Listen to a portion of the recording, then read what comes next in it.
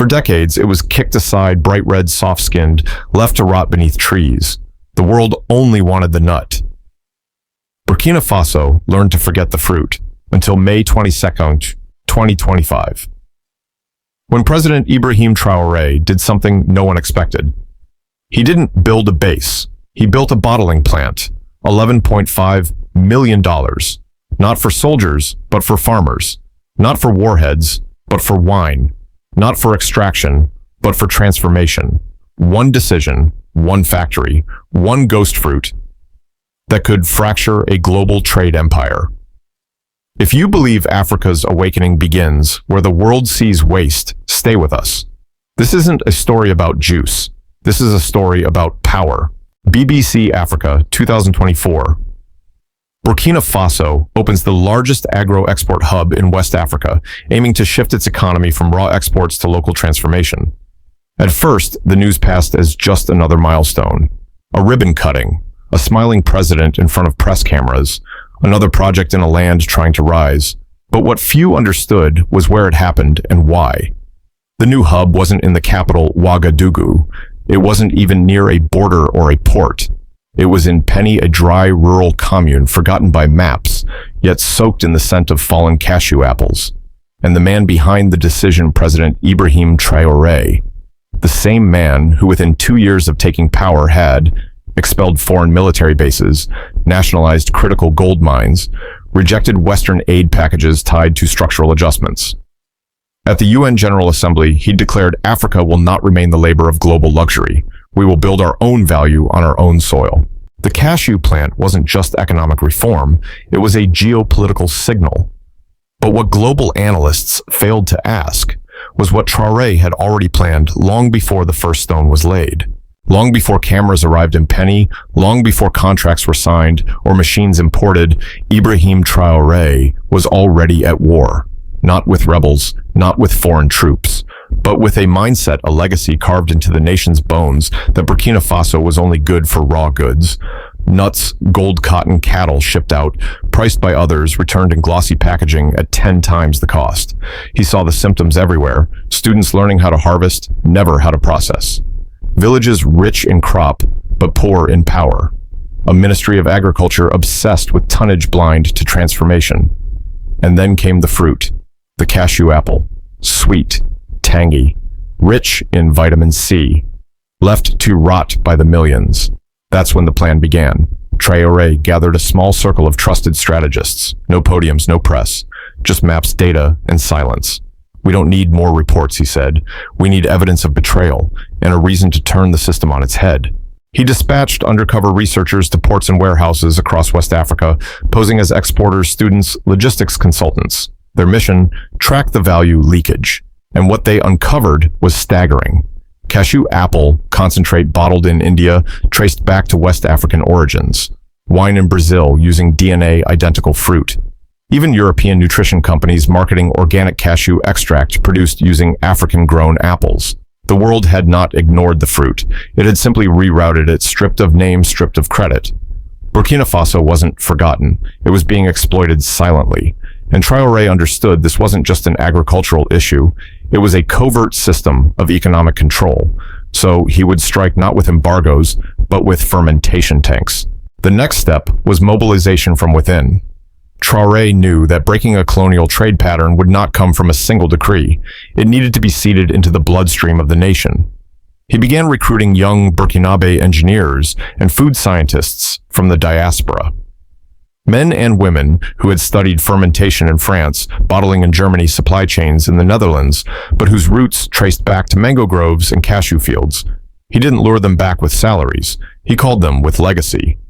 You've bottled the future for the West, he told them. Now come bottle the dignity of your ancestors. They returned quietly one by one. By night, they sketched factory blueprints with solar-powered chillers and modular juice lines.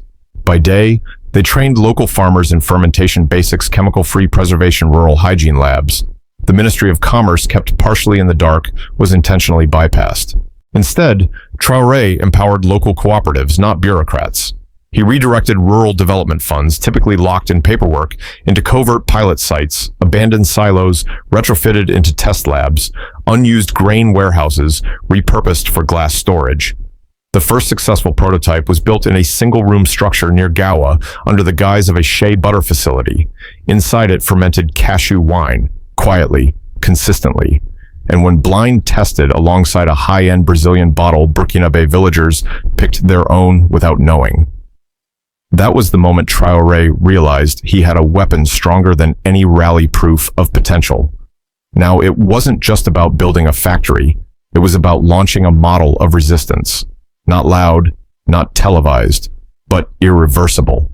Traoré's plan, now taking shape across provinces, still needed its shield, a way to withstand international pressure when the truth surfaced. Because he knew no empire tolerates quiet defiance for long.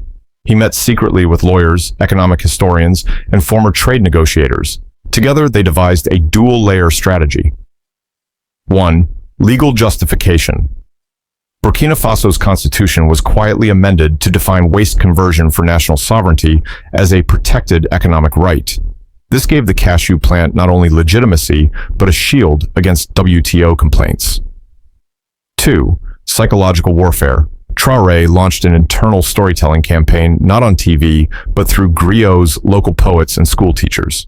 Their message was simple. We've fed the world. Now we will feed our worth.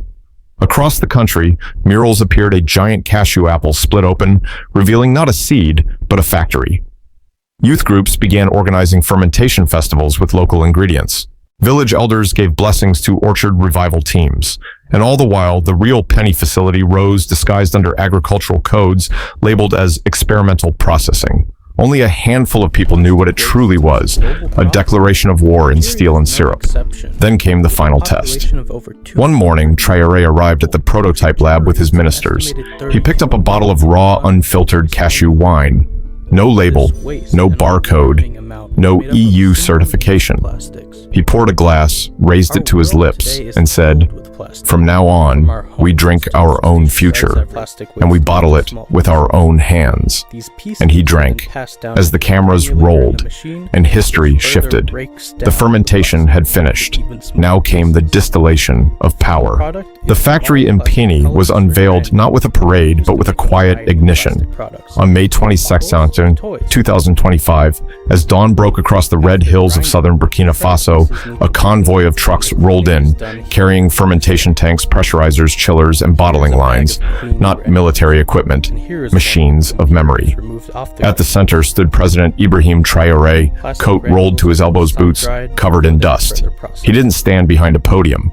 He walked among workers, engineers, and farmers, co-owners of the project he once envisioned in secret. They told us to feed the world, he declared, but never to feed ourselves. Today, that ends.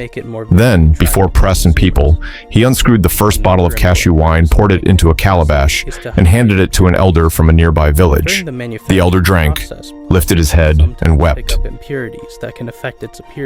The response was instantaneous.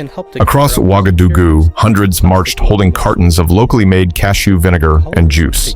Chants erupted. Don't pour it out.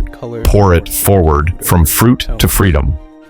In the north, mothers served fermented cashew tea at schools, while students replaced imported soda labels with handmade Burkina stickers. On radio shows, callers debated the fruit doctrine as if it were scripture. And on the streets, barbershops, bakeries, and even churches began pouring shots of cashew tonic before opening hours. But the celebrations weren't without consequence.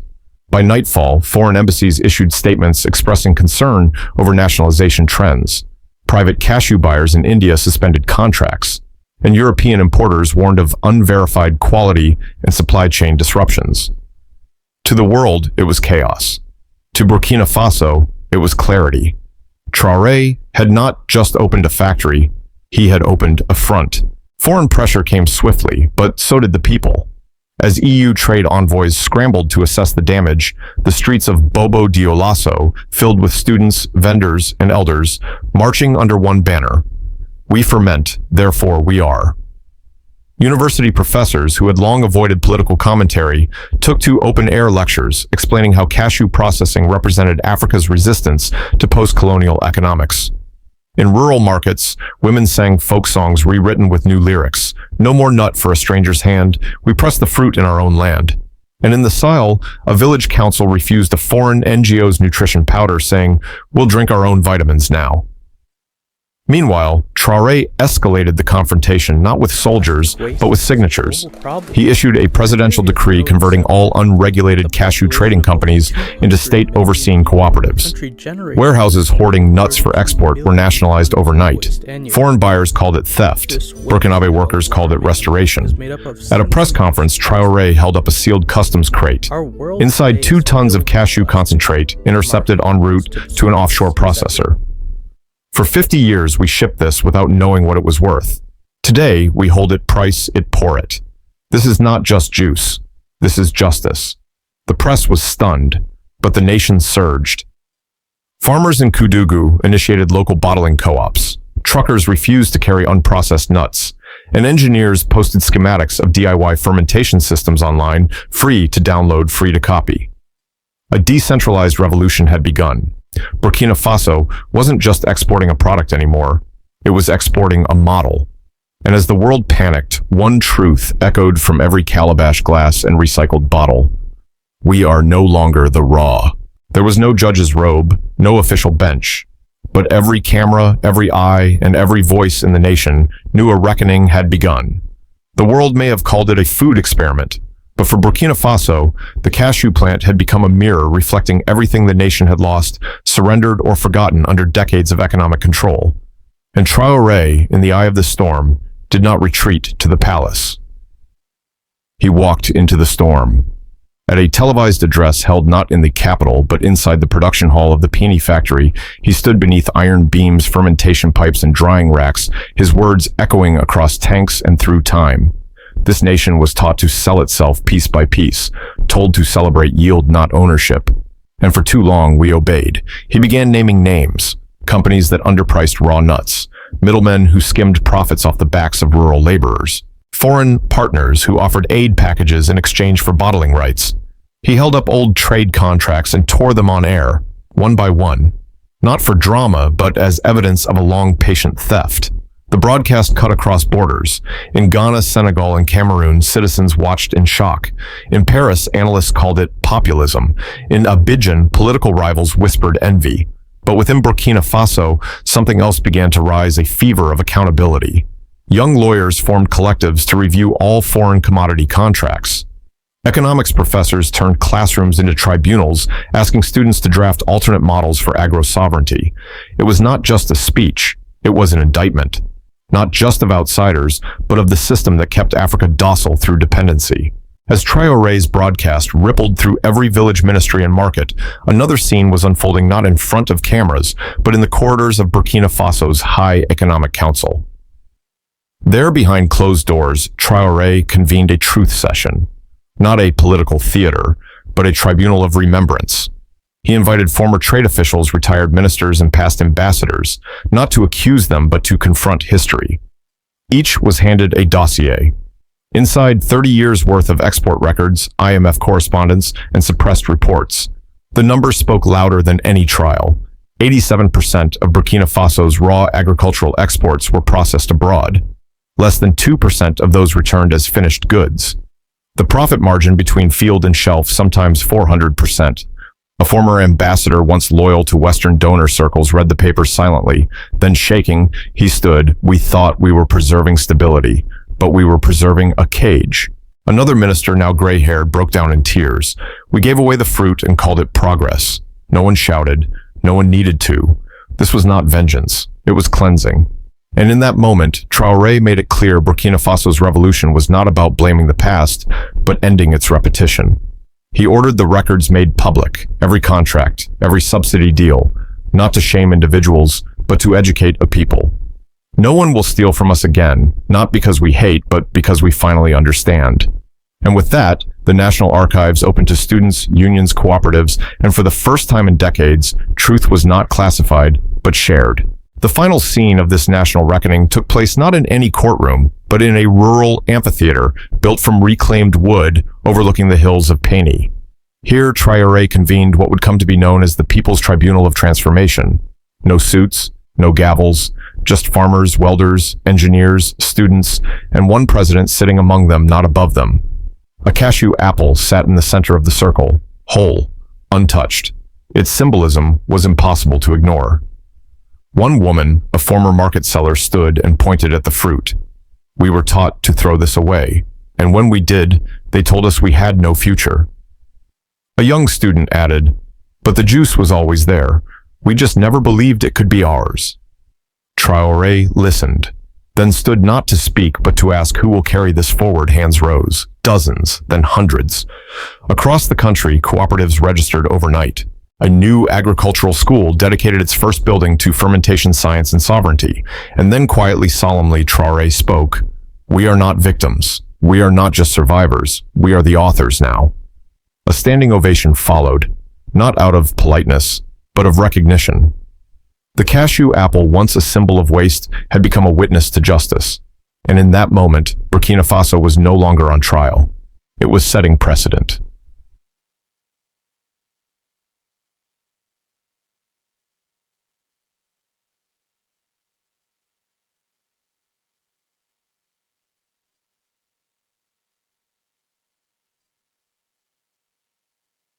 If you also believe the truth must be told, write a word for Africa in the comments, because the silence has ended, and the story has just begun. Just as the dust of national reckoning began to settle, a ripple crossed the continent, originating not from a Burkinabe broadcast, but from an anonymous server in Singapore. A leaked document, stamped confidential, marked Agro-Commodity Trade Framework, Region 8C, West Africa. It detailed a 10-year covert partnership between a multinational European beverage corporation and an Indian processing firm. Together, they had sourced untagged cashew apple concentrate from West African intermediaries, including bulk shipments originating from Burkina Faso prior to the Peni plant's existence. The juice had already been bottled, already sold in upscale wellness markets in Dubai, Paris, and Tokyo under labels reading organic tropical nectar, sustainably sourced. But none of it had been labeled Made in Africa, let alone Burkina Faso. The implications were explosive. Burkina Faso had been feeding global premium brands without ever knowing it.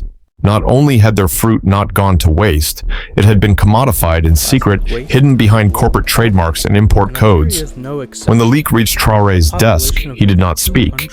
He forwarded it directly to Burkina Faso's national broadcasting channel. That evening, the story aired, with a side-by-side comparison: on one side, the leaked invoice, on the other, a bottle from Peni's first line. Same origin, same fruit, different fate. Burkina Faso had never been irrelevant. It had simply been silenced. The fallout was immediate, but not from Burkina Faso. Instead, it came from across the continent. In Ghana, an opposition MP who had once mocked Traoré's fruit agenda now called for an emergency review of cocoa export contracts. In Nigeria, youth coalitions began tracing palm oil supply chains, demanding to know how much local product was being rebranded abroad. But the most surprising call came not from West Africa, but from Pretoria. South Africa's Ministry of Trade reached out discreetly, proposing a continental certification alliance for agro-value products labeled Made in Africa, bottled in Africa. The tide was turning. Meanwhile, Traoré stayed quiet. He didn't grant interviews. He didn't issue statements. He was planting seeds in silence again. Then, unannounced, he appeared at a regional ECOWAS conference, walking into the plenary hall with a bottle of cashew wine in one hand and a printed copy of the leaked document in the other. No entourage, no theatrics. He placed both on the central table and said, "We do not demand reparations. We demand recognition. You have tasted our fruit. Now taste our flag." Delegates sat frozen. Some lowered their eyes. Others nodded slowly, solemnly. The speech lasted less than 5 minutes, but what it ignited would last decades. Within a week of the ECOWAS summit, a tectonic shift began, one few could have predicted. Vietnam, one of the largest processors of African cashews, sent a high-level delegation to Ouagadougou. Their proposal, a joint venture: Vietnamese machinery, Burkinabe fruit, shared branding Southeast meets Sahel. But Traoré declined. Instead, he counter-offered technology transfer or no deal. His logic was simple. Africa no longer needed buyers, it needed builders. And then came the twist no analyst had foreseen. France, long silent on Burkina Faso's new direction, publicly endorsed the Peni plant, calling it a promising model for inclusive African growth. The same France, whose companies once held monopolies over West Africa's agro-export routes, was now praising a sovereign, state-owned cashew facility built without French financing, French consultants, or French branding. What had changed, leaked cables, suggested that internal polling in Paris showed massive disapproval of neo-colonial practices among French youth and diaspora voters. Traoré's model, once dismissed as populist economics, was now being softly co-opted as Afro-European synergy. The irony wasn't lost on Traoré, but he smiled. Because for the first time in modern history, Burkina Faso wasn't asking for the spotlight. It was becoming the blueprint. The machines in Peni now hum day and night. From the orchards of Bobo Dioulasso to the markets of Accra, bottles of Burkina cashew juice, wine and vinegar carry more than flavor, they carry sovereignty. In village classrooms, children now study agro-industry not as theory, but as their future. The fruit once discarded underfoot has become a national emblem, a weapon of dignity. And Ibrahim Traoré, he stands not on podiums, but walks factory floors in boots, not suits, checking gauges, talking to farmers, teaching belief by example. His final words broadcast across the nation as the first export truck left Peni. We did not ask permission to be free. We rose and took it. Chased out.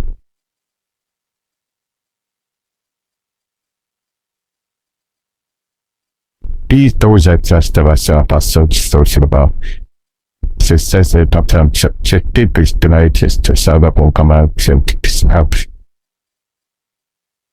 Each of this about this is also to serve personal talks to some talks is a similar to young kids. Similar so adult talks, there's also so on to so still so just those swim short. That's also don't some dedication there some temperature that's some more person. This is If the spirit of Ibrahim Traoré touched something in your heart, share this story. Subscribe to walk the road of a rising Africa where heads no longer bow. May God bless Burkina Faso. May God bless Africa. If you believe Ibrahim Traoré is a blessing for Africa, share this story. Subscribe and stand with a continent that refuses to kneel.